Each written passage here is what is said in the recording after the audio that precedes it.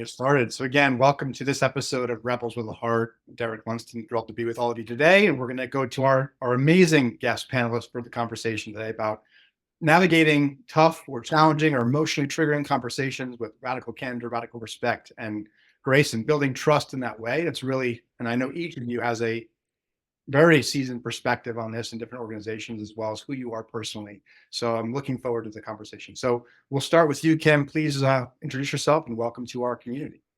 Sure. I'm Kim Scott, and I wrote a couple of books that got published, and many that never got published. But the ones that are out there are Radical Candor, Be a Kick-Ass Boss Without Losing Your Humanity, and Radical Respect, How to Work Together Better. Something that I think is probably on a lot of people's minds right now. Absolutely. And we're going to go to Tamla. Hi, Tamla Oates-Forney. I am the CEO of Linkage, a SHRM company focused on leadership development, primarily focused on women and changing the face of leadership. I like to think I'm a recovering CHRO, having been a CHRO for multiple companies, but now I'm still in the leadership development space. And I'm thrilled to be having this conversation, especially when I describe myself as a hot leader, meaning that I'm honest, open, and transparent. I think we don't have enough of those, and I'm thrilled to engage in a dialogue and conversation with both my colleagues as well as the audience at large. So excited about the opportunity. Thank you for having me. Our pleasure. Welcome, Tamla. And Dean. I'm Dean Carter, and I'm calling you today from Santa Barbara, California. And I am a full-time head of HR. I have companies you may recognize, which started off as Fossil, which was kind of a rebellious watch company. Actually, I have no idea how we sold a bunch of watches in cans, but we did. Then after that, went to another company you might recognize, Sears and Kmart, during an extraordinary time as the Titanic sunk. Anyhow, that's a whole other story that I will share. But Tim, I'll need some help writing that book, but a few people have to, I can't write it yet. Then after that, I went to Patagonia, where I was the head of HR in a unique role, which was not just the head of HR, but general counsel and finance also reported to me during that time, where the company grew 4 times and ultimately became the most loved brand in the world. So after that, I went to this incredible rebellious startup called Guild, which was helping America's, another B Corp, actually, the second B Corp I work with, making sure that hourly workers get extraordinary jobs through free education. And I currently, after kind of moving away from the head of HR job, at this point in life, I just wanted to learn something new and really scare myself, which is great. I scared every single day as the chief experience officer at Modern, which is trying to blow up the industry around search and advisory work by putting both of those concepts together. And I run all of our experiences and our communities for one of the largest HR networks in the world. So anyhow, that's good fun, and I'm so glad to be here today. Awesome. And I'm Derek Lunston, for all the audience and for our guests here, President and Chief Culture Officer of Life Guides. And we've built a platform that facilitates connections and conversations across a wide array of life experiences, events, and challenges. And I also have the great privilege to be the host of Rebels with a Heart. And it's a true labor of love and an honor to have you all here with us. So I will say, you all are amazing leaders, and you are all rebels with a heart and radical leaders and exemplars in your field. And your introductions were perfect from a professional standpoint. But who are you? I mean, we talk about the whole person at work. Who are each of you outside of the workplace? You didn't cover that topic, which I thought was fascinating. Then none of the 3 of you went there, which is highly unusual. So now I'm going to call it out. Who are you? And also, in the context of this culture and societal time we're in, how are you? Like, really, on an emotional level and a spiritual level, how are you doing? Because there's a lot happening right now that we read about and are confronted with. And I would just like to know that too. So I'll jump in since I went last. I'll go first on this one. I grew up in Texas in a small town, and coming out, being from Texas in a small town and a family of Southern Baptist was not easy. I came out in 1988. And I don't know if you remember 1988, but that was a time when all of my friends were dying and the world was turning the other way. As a huge community, and literally tens of thousands and hundreds of thousands of my friends were dying. So we had to fight for a lot. And at the time, the sodomy laws were still in place in Texas, and you could be not just fired for being gay, but you could be put in jail, which happened all the time. We would sneak into the bars because you get beat up at night, and friends were frequently put in the hospital. I wake up being just terrified of this. And if that's like, if anyone ever says like you would choose that is a ridiculous concept, to choose what I just talked about is a ridiculous concept. You can't help it. But anyhow, so in this, let's fast forward to this moment. And I think sometimes we forget the fight. We like assume that gay marriage has been here all the time. We assume that we've had every single right that we've had. We assume that we have the right to work, and we assume that we have the right to love who we want to love.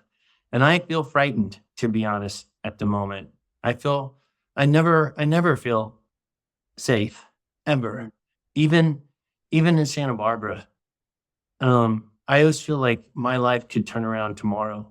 And so that's how I always feel, like this. I never take it for granted.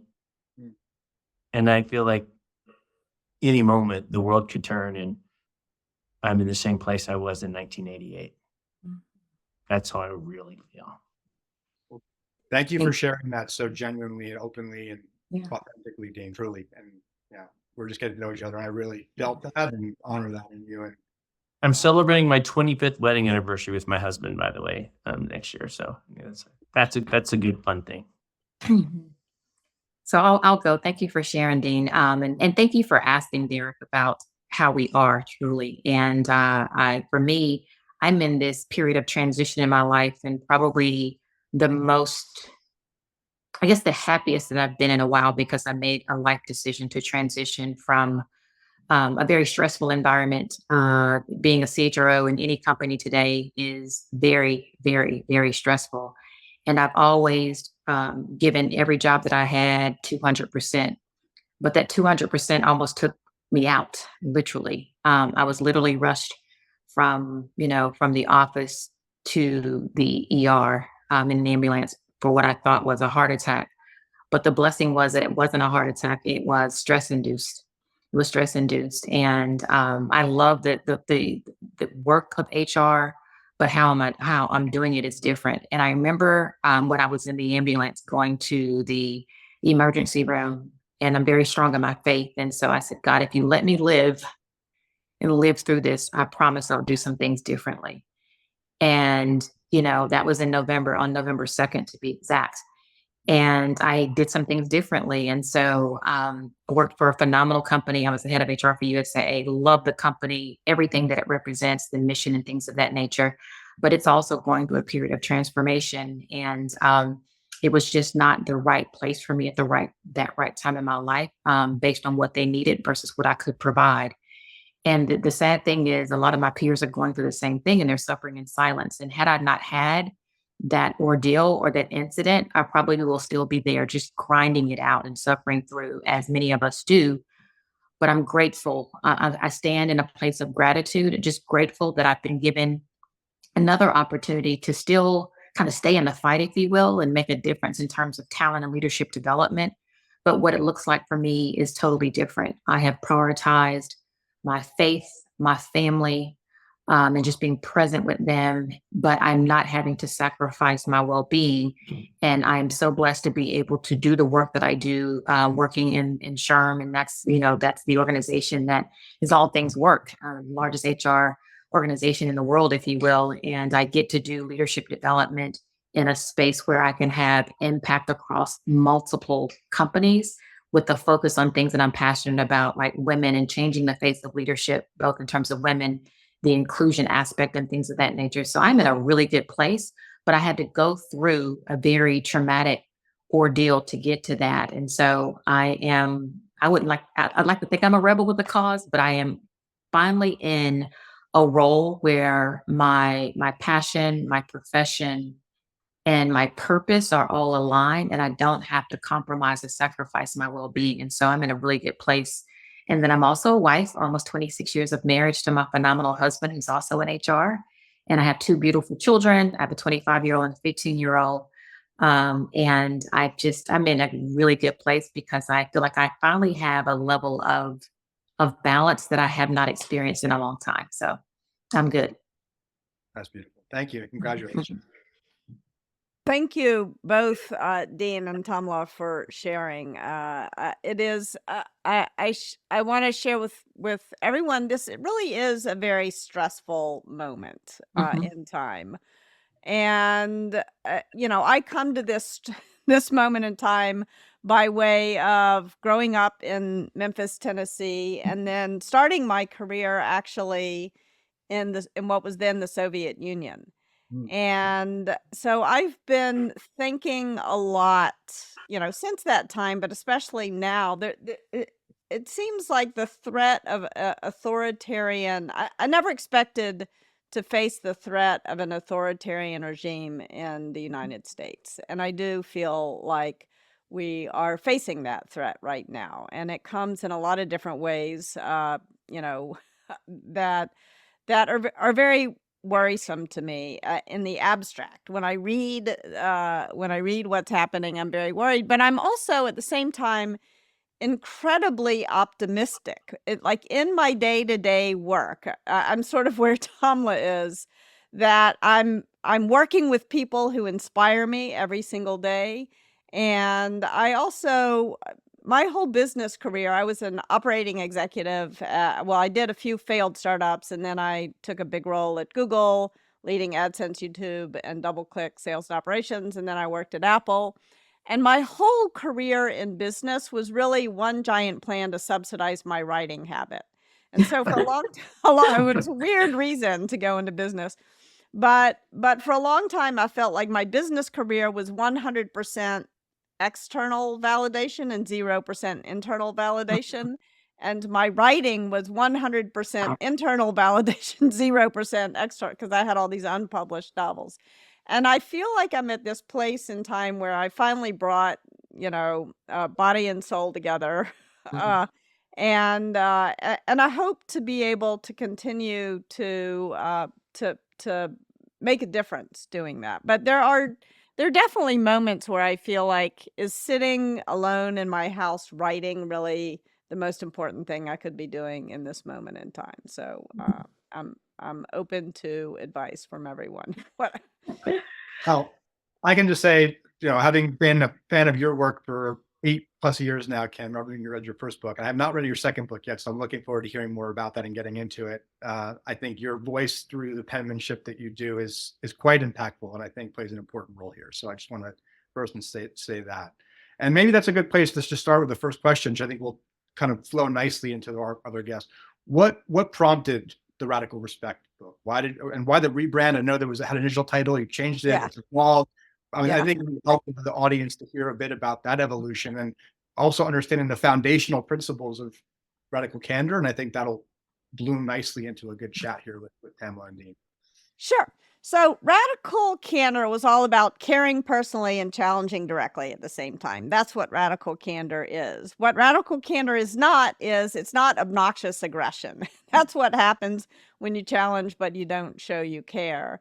It's also not manipulative insincerity, where you're neither caring nor challenging. So if obnoxious aggression is front stabbing, manipulative insincerity is backstabbing.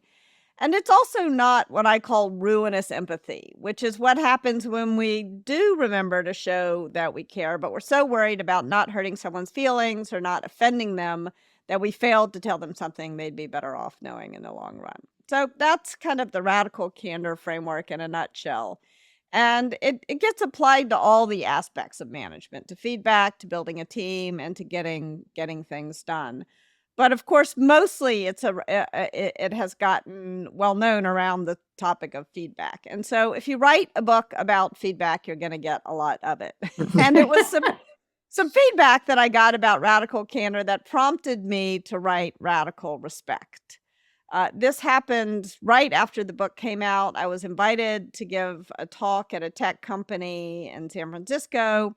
And the CEO of that company had been a colleague of mine for the better part of a decade. And she's a person who I like and respect enormously. And so I was really excited to give a talk at her company. And after I gave the talk, she pulled me aside and she said to me, "Kim, I'm excited to roll out Radical Candor. I think it's going to help me build the kind of culture that I want. But I got to tell you, it's much harder for me to roll it out than it is for you." And she went on to explain to me that as a Black woman, when she would give people even the most gentle, compassionate criticism, they would immediately call her an angry Black woman. And as soon as she said this, I knew how unfair it was because she's one of the most even-keeled, cheerful people I've ever worked with. And I realized 4 different things at the same time. And these became kind of the chapters of the book, actually, like the different roles that we all play. So the first thing that I realized was that I had not been the kind of colleague that I want to be, that I imagine myself to be. I had failed to be an upstander for her. In fact, I had failed even to take into account the toll it must take on her to have to show up unfailingly cheerful and pleasant in every meeting we were ever in together, even though she had what to be pissed off about, as we all do at work. But it was easier for me to give voice to the things I was upset about than it was for her. So that was number one. The second thing that her feedback helped me realize was that not only had I been in denial about the kinds of things that were happening to her, I had also been in denial about the kinds of disrespectful attitudes and behaviors that had been directed at me. And kind of hard for the author of a book called Radical Candor to admit, but I had been pretending that a whole host of things were not happening that were in fact happening. So I had not chosen my responses. I had just defaulted to silence, which is not what I'm all about. And I think the reason that I did that is that I never wanted to think of myself or as my colleague as victims. But even less than wanting to think of myself as a victim did I ever want to think of myself as the culprit. And so the third thing that I realized was that I had been, over the course of my career, most deeply in denial about the times when it was my disrespectful attitudes or behaviors that were making it harder than it needed to be for my team to get the job done. And that was like that was hard, especially hard for me, at least. Not, I think I'm not alone, because I felt ashamed about that. And often when we feel ashamed, our executive function shuts down and we don't do our best work. And then the fourth thing that I realized was that as a leader, I saw myself as a leader who was building these BS-free zones where everybody could do the best work of their lives and enjoy working together. And yet, by pretending these disrespectful attitudes and behaviors were not happening, I was unable to prevent them from getting in my team's way. And I think that's a mistake. I mean, it's kind of embarrassing to admit, but it's a mistake I made, and I've noticed other leaders make this mistake too. It's when I started a company, I thought, oh, if I'm in charge, all this other BS won't happen. You know, human nature will be different. And of course, it's not. It does happen. So those are kind of the 4 chapters of the 4 first chapters of Radical Respect. Like, what can we do as leaders? What can we do as upstanders? What can we do when we're harmed? And what can we do when we cause harm? In order to get back to radical respect. So what do I mean? Should I pause there? Or you want me to tell you what I mean by radical respect? I think first, hold that thought. I'm going to ask, Okay.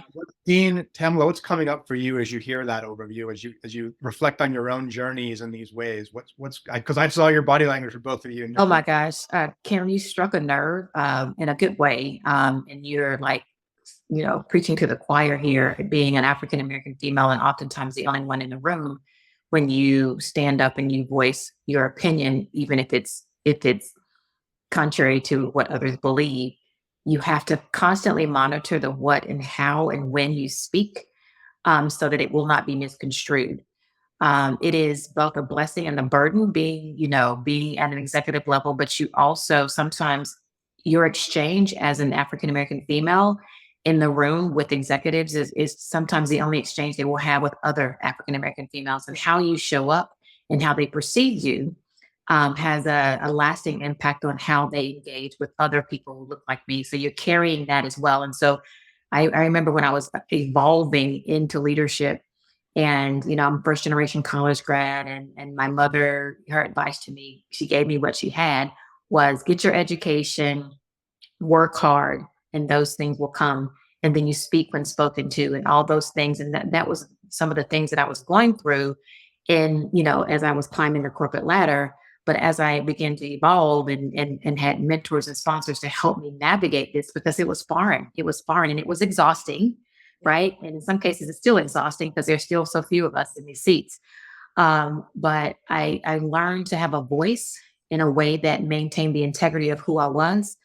And I spent a lot of time preparing to um, present a point of view because I didn't want to come across ill prepared, disrespectful, etc. And that was so different from others, right? And so I think about, my evolution to where I am today and how I got there. It has definitely been a journey, and that's why I really try to be, the honest, open, and transparent leader that I am. But it starts from a foundation of care and compassion. Because if you don't have that care and compassion, if you haven't shown that repeatedly, then it's hard to kind of demand or get the other things if you don't start from a place of care. And I always try to be the leader that I've always wanted to work for, or the type of peer that I've always wanted to work with, because it hasn't always been pleasant. So what you were saying to me, I was over in your amen corner, like, yes, yes, yes. But this story is just so common. But I think if we all get to just a place of care and compassion for just the human, and really seek to understand a person's journey and their life experiences, because it helps shape their point of view in a way that you would be surprised. I also remember, having to compartmentalize my life in corporate America. And I remember when the George Floyd murder had happened, and I literally broke down in front of my peers and my team, said, I can't carry this anymore. I'm hurting really bad and I can't mask it anymore. Because so oftentimes we have to mask how we're really feeling and who we really are, for fear that it would be a sign of weakness. But in fact, the opposite is true. It is such a sign of strength. And so there's a lot to unpack in that, but you said so much. And I was laughing because we were also, in my last job, we were studying how to be more radically candid in your book. And it was something that we were evolving into, but it first started with, you got to care about the individual and know the individual first, because that's the basis for which all this is going to work. But there's a lot there. Derek. But and you just unpacked some stuff for me, Kim. So thanks for sharing. But it's been a journey. But I'm now in a place where I get to change some of those rules, because I'm in a place of influence, right? Yeah. And I'll just say, just to put a period on that, so thank you, Tamla, for sharing. When you care, that's an invitation, right? Absolutely. And that's what we really need in our work environments, in our communities, period. Yeah. So Yeah. I'll invite you, Dean, again, I'll invite you to share on this topic. I, Kim, what I really love and appreciate about what you did, which is you got the right thing in terms of, radical candor, and then came back and said, wait a minute, that's the second book, not the first book. And so, and went back and wrote the first book, which is Start with Respect and Radical Respect, and then you can get to Radical Candor. And I love that you listened. I love that you heard people and you said, wow, that was actually book 2. And I should have written book 1 first. Like, it just, that concept is, and I think a lot of people like, you know what, read book 3. You want to read, but get over it. So I did think you just went back and said, yeah, with your own version of, Radical Respect, and said, okay, I'm going to go here. I do think,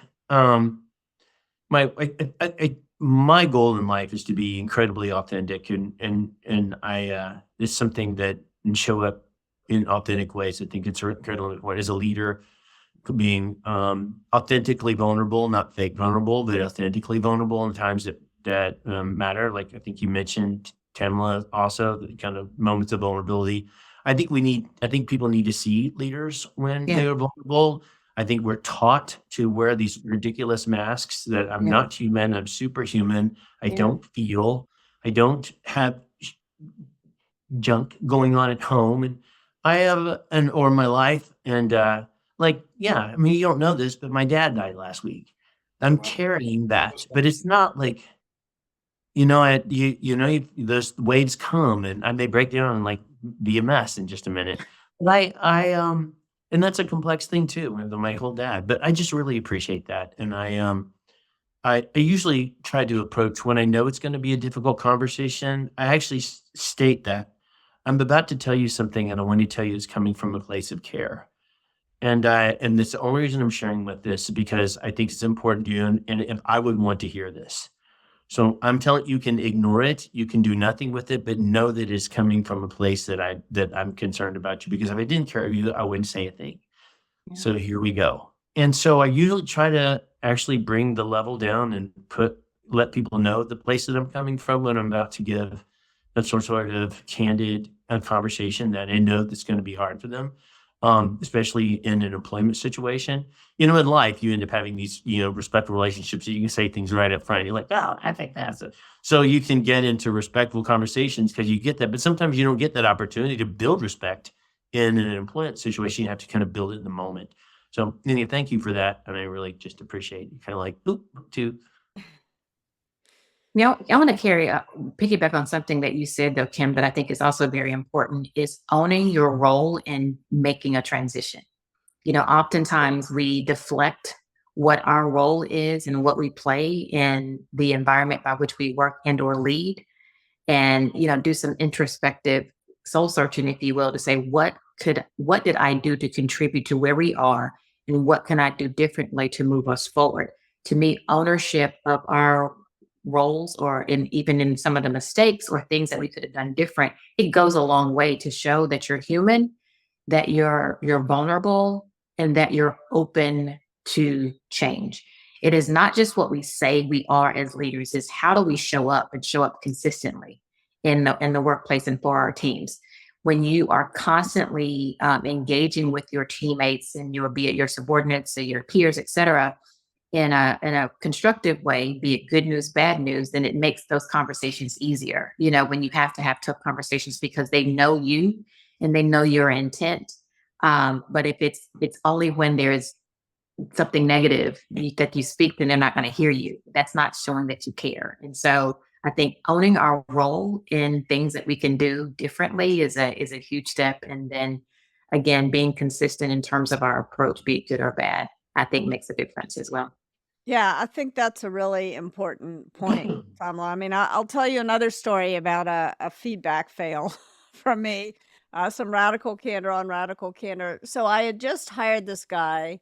I think I called him Mitch in radical respect, and uh, and Mitch, when he joined the company where I was working, he referred to the women on his team as girls. And for me, this is like fingers on a chalkboard. Yeah, because it's like the wrong answer on an SAT question. And, men is to boys as women is to girls. And, but Mitch was new, and I was tired of having this conversation. And so I kept putting it off, as we do. Like, even though I'm the author of Radical Candor, I also am human. And sometimes I don't really feel like talking about the thing. And if we go back to those 4 roles, I think I was thinking of myself as sort of the person who was harmed by a biased form of speech, and if you are the person harmed, you get to choose a response. But in this case, I was actually his boss. So I needed to think of myself as a leader, and my job was to prevent it. And I failed to do my job. And I was working at Google at the time, and my boss was Sheryl Sandberg. And Mitch went into a meeting with Sheryl Sandberg and referred to the women on his team as girls. And unlike me, Sheryl did not hold back. She lit into, and it was a one-on-one. It was his first one-on-one meeting with her. And after the meeting, he came into my office and he was pale. He was really upset by what had happened. And there were 2 other guys in my office who had worked for me at a previous company. And this was a conversation, the girls-women conversation is one I had had. I had had this fight with both of them. And I'd finally just persuaded them that really they were better off if they used the word women. And instead of apologizing to Mitch, which is what I should have owned that I failed him as his boss, I looked at these 2. I tried to make a joke of it. I looked at these 2 guys and I said, "You can thank me now." And because you didn't get reamed out by Sheryl. And then Mitch looked at me and was like, "What about thanks a lot? Why didn't you tell me?" And I still wasn't owning. So now I have failed as I failed in my role sort of as his leader. I also failed to be an upstander for the people on his team. And now I'm not admitting my mistake. So now I've actually inhabited the role of the person who caused harm. So if we talk about the 4 roles, leader, upstander, person harmed, person who caused harm, now I'm playing all these 4 roles in one conversation. And I was like, oh, it's no big deal. Don't get upset. And he was like, to his credit, he said, I would say when your boss's boss yells at you for 20 minutes because of a word choice, it is a big deal. And it was your job, Kim, to give me a heads up. And he was right in that case. So there's like all these different ways of identifying like what gets in the way of radical respect. And by the way, you said something before, Dean, that I think is important. Like there's 2 definitions of respect. One definition is something you have to earn. Like I have to earn your respect for me as a writer by writing and by editing and by writing something good, not just something I whipped out, not just a first draft. But there's a second definition of respect. And this is really what I'm talking about when I talk about radical respect. That's the unconditional regard that we owe each other for our shared humanity. I owe it to each of you to regard who you are, to have regard for your emotions, for your backgrounds, and for how you're living your life. Like there's this sort of unconditional regard that we owe each other. We owe it to each other to honor each other's individuality, and that is not something you have to earn. And so we can have a disagreement. You can hold me accountable for a mistake I made. You can tell me you think I'm wrong about something and still show me that kind of unconditional respect. And that's really what I'm trying to get at with radical respect, that kind of. Yeah. And I'm struck by, as you're talking, and just again, the huge focus, and all you've given voice to it in different ways, the level of self-awareness is required, but then we're putting it out to the others, right? We're focusing on the other individual in the conversation. And that's really what empathy is about, is being able to, in real time, evaluate the art of how is this other person feeling, responding, reacting, and how are you playing a role in that interaction with them? And you gave voice to that clearly, all of you. So I just wanted to kind of name that. And also, Dean, we brushed over quickly. I said it, but I mean, for you, we don't know each other very well at all, and you've opened up a lot of vulnerability and just sincere condolences to you and your family about your father. Thank you. Yes. And even being here in this conversation takes a lot of courage and speaks to your resilience as a person, that you're here and honoring that. I want to just take the moment to acknowledge that. So Absolutely. and then also, Tamla, just you kind of give a voice to this transition. I mean, you mentioned back to your own self-awareness.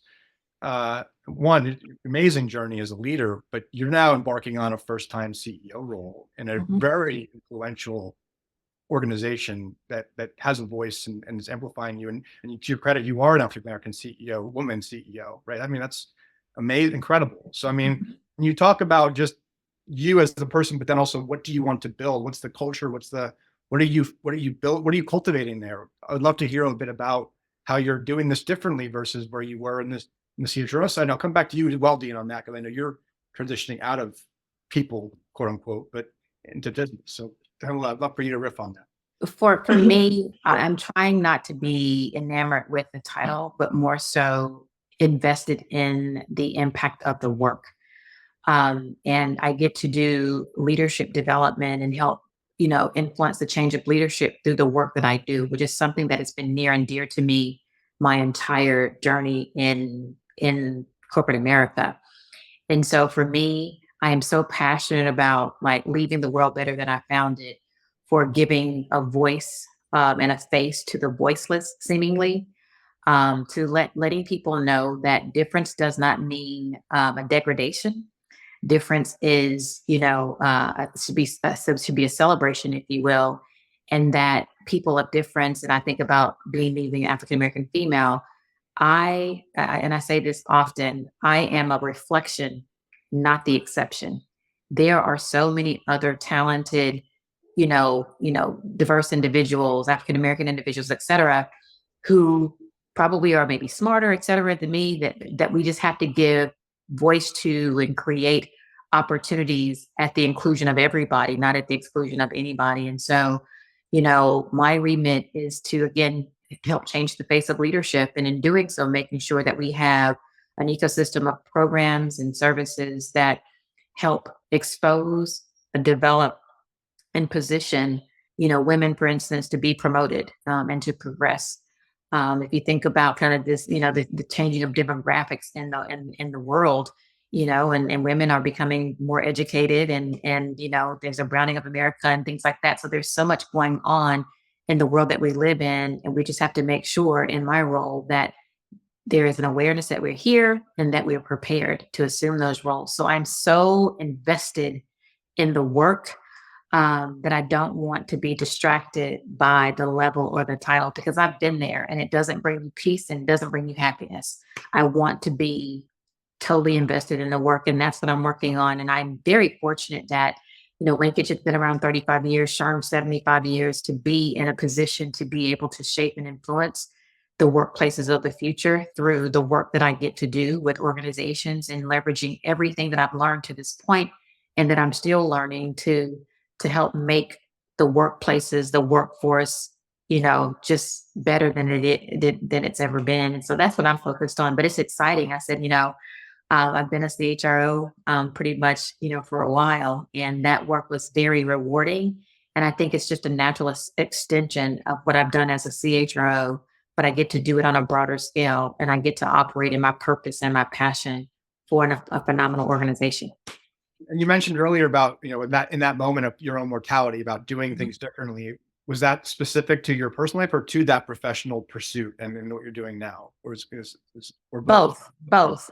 I'm 52 years old, so I think I have a lot left in me. So I don't want to stop doing what I do. And I think I have a lot to offer. I mean, the experiences that I've gone through, being a first generation college graduate, I've been working since I was 15. I was with GE for 20 years, lived and worked on the continent of Africa for 5 years, head of HR for Waste Management, and then lastly, head of HR for USAA. I've had a phenomenal career, and I've learned so much, and there's still so much for me to give. And so my prayer was, when I was on lying on my back, going to the ER, was, I'm going to do things differently, but I still want to operate in my purpose and my divine purpose. And I know that there's more work for me to do, but how I do it needs to change. So it was more so a professional and a personal realization that something had to change, but that I know that I've been called to do this work. And I want to be able to do it in a way that's going to not have to have me compromise or sacrifice my well-being, but still be able to contribute to a greater good. Bravo. That's why I have to say.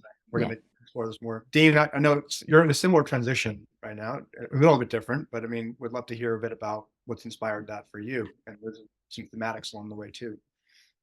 Yeah, and Tamla, it's just great to see you lit up. We were together just before you left USA, and just great to see you lit up. We've known each other for a bit, but it's great to see you lit up. Thank you, my friend. So yeah, I'm actually approaching 60 next year. So in January, I'll be 60. Holy smoke, how'd that happen? You wear it well. I'm 60. And I'm embracing it and loving it. I started to think about life, who I was at 0 and 20 years old was really different. As you can imagine, all of you at 0 into 20, the transformation that happens from 0 to 20 is pretty substantial. Then I thought about when I was 20 years old and then who I was at 40. Those two people, are very similar, but this incredible experiences. I married Mark. We've got a daughter, and I had my career took off, and all of these things. And at 20, I was like, you're out of college and selling diapers in nursing homes in Louisiana. So it was just not the world that I imagined and where I am today. And then let's say pick up at 40 and 40 to 60. So my life, from 40 to 60 has been glorious. And it's been, and who I was at 40 and who I am at 60 are also just this more enlightened and, learning person. And I hope I've gained a little wisdom over that time. So when I think of my life in these 20-year things, the difference between 40 and 60, who am I going to be between 60 and 80? And it's likely, this shocking realization, we're probably going to live to 100 and like, holy smoke. No, like, 80 to 100 possibly, and 100 to something else maybe. So if I'm thinking about, these 20-year chunks of life, and we think it about like that, like the difference between 20 and 40 and 60 and 80, all the things that happened in my life. So I'm so looking forward to what's going to happen between 60 and 80 and probably 80 and 100. And then and so I've been thinking a lot about that. So I wanted to put more things in my backpack. I always tell about people about these are the learning years, not the earning years, and kind of in that moment. I guess I'm not done with my learning years. And I feel like I've really done that head of HR job in beautiful places with wonderful people. And how do I do something that terrifies me and that I'm so different? So I'm not ready to stop learning. So I intentionally posted on LinkedIn, I am done with the head of HR job, because everyone kept saying, hey, you want another head of HR job? I know. We don't know this. Hey, another head of HR job. I'm like, yes, I love that job so much, but because I love it, and because I'm good at it, I want to do something else. And so I had to erase the chalkboard and like blow it up in a big way on LinkedIn and to stop the flow. And so I'm really excited about next and what I'm learning and the new challenges and this new team and this new way of thinking about, what's possible and helping people be successful, in their companies and lives and careers. And look in this holistic concept of, we're going to help you hire amazing people. We're going to help you kind of set up an amazing organization. And the third thing is we're going to help you be an amazing human being. And I think sometimes we look at these as three individual things. And I don't know that that's why I am engaged in this moment. Like, we want to help you do all three things. And if I can help people, I have a phrase like that I've learned over my time with Patagonia that I firmly believe. And it's the only question I ask on the employee engagement survey now. And I hate the word engagement, by the way, employee experience. Let's go there. And everything, total rewards, engagement. I'm ready. Anyhow, I won't talk about that. My whole concept on total rewards again another day. But this question, as a resulting working this company, I believe that it gives back equal or greater value to my life. As a result of working for this company, I believe that it gives back equal or greater value to my life. That's what people want from companies. I want you to give back equal or greater valuable for what I'm putting in. And it shouldn't be extractive. It shouldn't be less. And I'm not even expecting to be more. It should be equal or greater value. And I think that I found that there isn't a single answer to that question. There's a lot of answers around to my life, that I have a better relationship with my spouse, that I have more time with my children, that I can eat healthy food, that I can take care of my body and not be so stressed out that you take me away in an ambulance at the end of my workday, that I can, like, those expectations of work has been to extract as much from human beings as possible during the industrial age. And I think there's a new concept that we're going to live to being 80 and 100. And to do that, we're going to have to need to treat humans so much better as these really precious people that we are than we've been doing. And the whole concept of what we're doing as heads of HR and heads of people have to shift from how we putting more into people's lives than we're extracting. And that is my purpose from now until 100. I want to comment on that, Ding, because it's so profound. I think gone are the days where people are trying to integrate how they live into how they work. It is like, okay, I need to integrate how I work and how I live because my life is taking priority. And I think that has been a transformation. And I'm raising two Gen Zs, and they are all about their quality of life. And they have no interest in working the way we did or doing the type of work that we did because of what they saw. And if I have any regrets, it's the time that I missed with my children. I have a 25-year-old and a 15-year-old. And when I grew up being first generation college graduate and grew up with very humble beginnings, I thought that my working and earning was kind of the act of caring, showing them how much I loved them and how much I cared because they had things. they had things, and being a working mom, and I was traveling a lot. I had to deal with them. If I would to be gone for, 5 days or more, they would get these amazing gifts, right? And so they didn't cry when I was gone for 5 days. In fact, they wanted me to stay just 5 days so that they can get an amazing gift, right? Oh, But I think about the things that I missed with my daughter. We are now very close now, but I missed a lot of time with her. But I was working to give them what I thought was a better life than what I had. But that table has turned now, and you can do both and versus either or, and you should not have to make there's trade-offs, but the sacrifices there. How do we integrate work and life and provide flexibility and adaptability so that people can bring their full selves to work and be able to contribute at a higher level? And so, and I've also, going through this transformation that I've gone through, I had several friends of mine, be it mentees, colleagues, et cetera, who had traumatic health scares. Then, and changes in their life, some ultimately resulting in deaths. That really was an eye opener for me. And I was like, I can't do this. I can't do this. yeah. And there's this old saying in the African American community, there's this gospel song, I never seen a hearse pulling a U-Haul.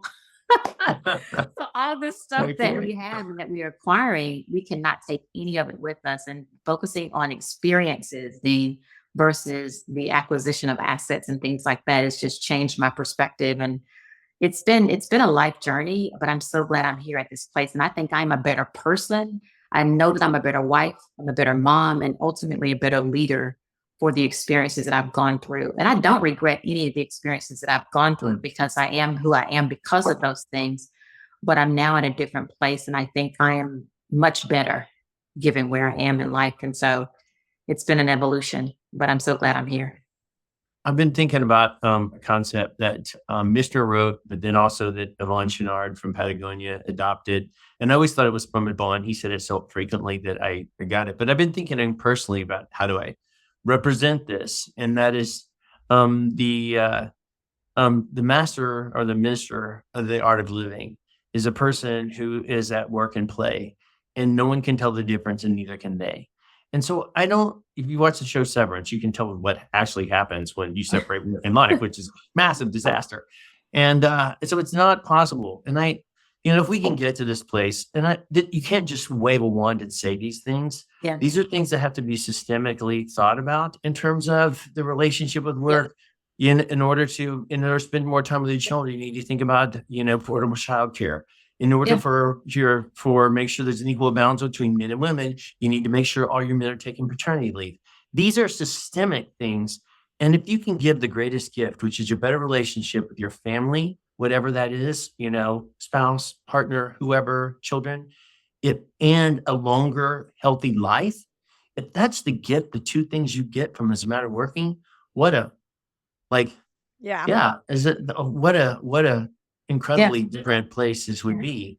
Yeah. And Go ahead. I think it's so important that we learn to think about work and life as things that are integrated, not Integrated. at war, not Right. they're not competing with one another. Yeah. And the more we can think of investing in our companies and investing in our people instead of extracting from them, the easier that integration becomes. And you're right, it has to happen sort of at a systemic level, but also at a personal level. I Personal. remember when my kids were little, that I have twins who are 15 now, but when they were in preschool, I went to pick them up at preschool, and I had a short window of time to go get them and get them back home before I had to jump on a call. And as we were driving back, they started fighting with each other, and I was getting more and more. I was having a bad parenting moment. I was getting enraged. I pulled the car over, and I got out, and I said, "It's dangerous for me to be driving right now. I'm so mad at you two." And walked around the car, and then got back in the car, and they were, their eyes were like saucers. They were like, "Oh gosh, mom has lost it." And I got home, and I was filled with regret that I had to get on this call, because I felt like I needed to clear the air with them. But anyway, I had no choice. So I got on this call, and I was talking to this person and giving them excellent advice about how to resolve conflict. And both of my kids came and sat down on either side of me, and you could feel their shoulders relaxing. And just like taking that meeting was actually the best thing that could have happened in that moment. And so sometimes work can sort of heal trauma in your personal life, and your personal life can heal trauma at work. And when everything goes the way it can, it doesn't have to go this way. But when we're conscious about trying to design things this way, it all works together really well. I think so, man. This conversation, we're almost at the tail end of this conversation. I feel like we've just started, and I mean, it probably asked the least amount of questions in any Rebels episode that happened. The rebels. And The rebels. I love it. I think we could spend another 4 hours. So we should probably do this is episode 2. We'll do episode 1 to use it Next. Yeah, we'll do it again. And there's so many things that you should, but one thing I just want to comment on. One is we are moving into a different model of mutuality, right? And this is the that you've given voice to as a theme, Kim, with whether we're playing, whether it's conscious or unconscious of harm or being harmed, there's an element of that, but also to your point, Dean, the relationship that we have in these different environments and what we're learning and just how we integrate.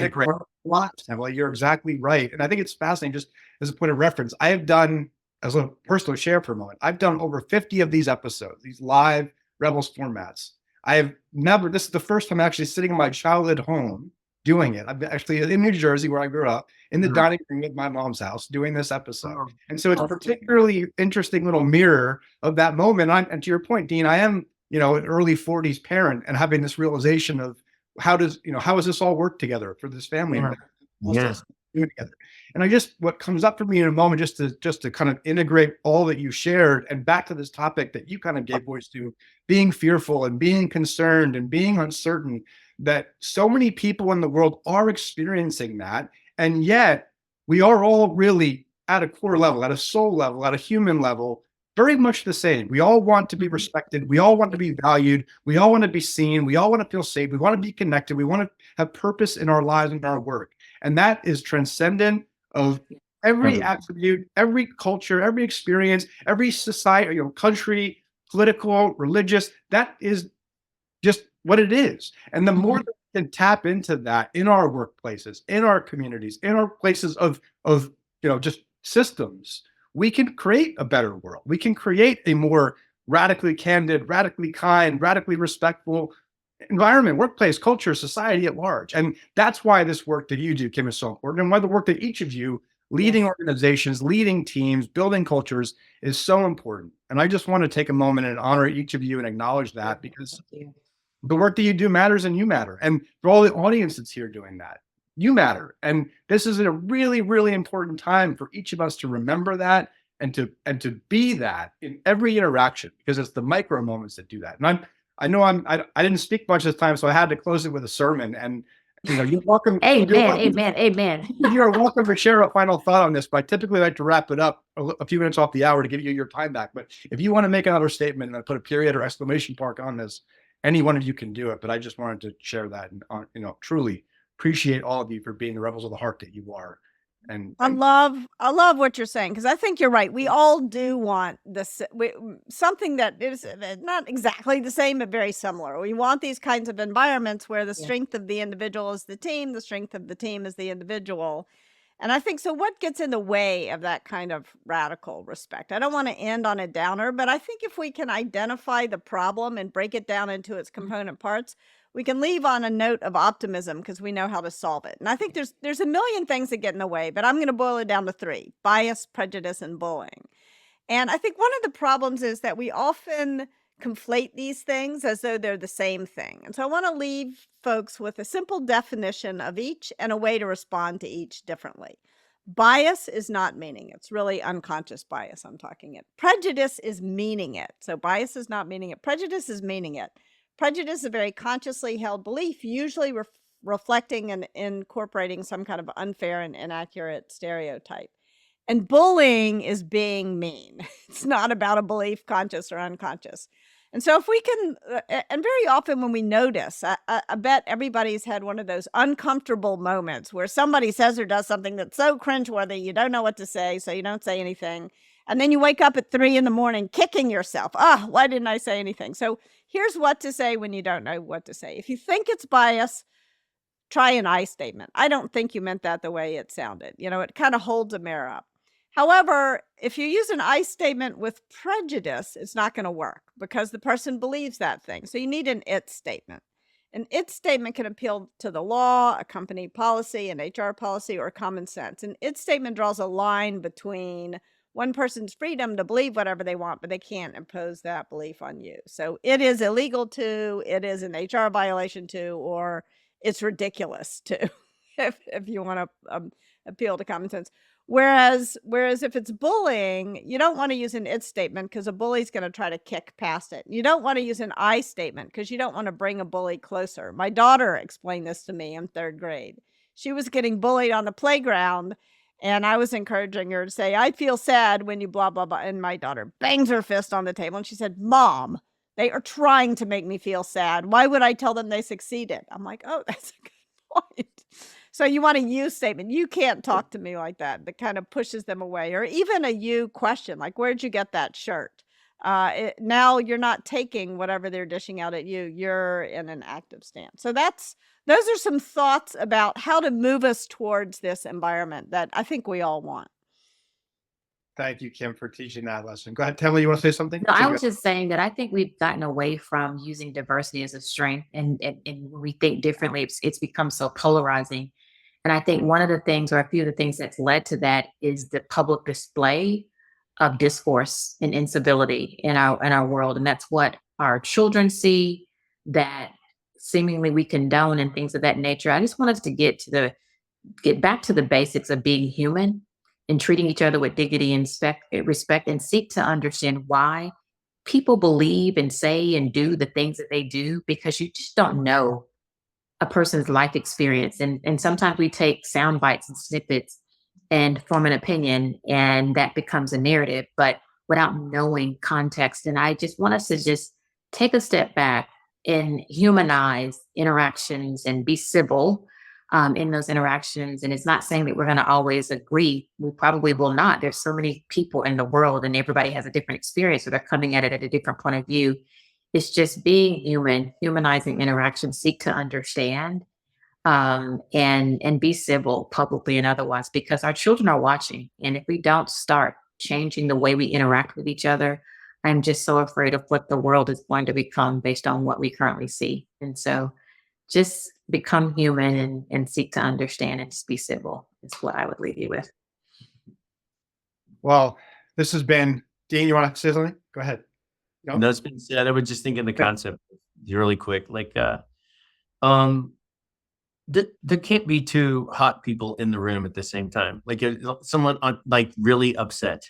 And I just always think about like, when this intensity is really high, the thing isn't to match it. The thing is to like do what you can to bring it down. And I just feel like, in these moments, because you don't know where they're coming from, whatever. Right. The worst thing you can do is, when someone comes in hot, you come in hot too. Can you get two hot, crazy people? So my view is like, how do you, in those moments, how do you bring the temperature down and be, this, what we talked about earlier, thermostat, not thermometer in the room. And I think if we all just brought the temperature down and realized we're all just humans, but it's this, fire, and everything just gets incendiary. Mm-hmm. So I just feel like, how can we, I think we all need to bring the temperature down just a little bit. And when you feel it, then realize, okay, what can I do to bring the temperature down in this situation?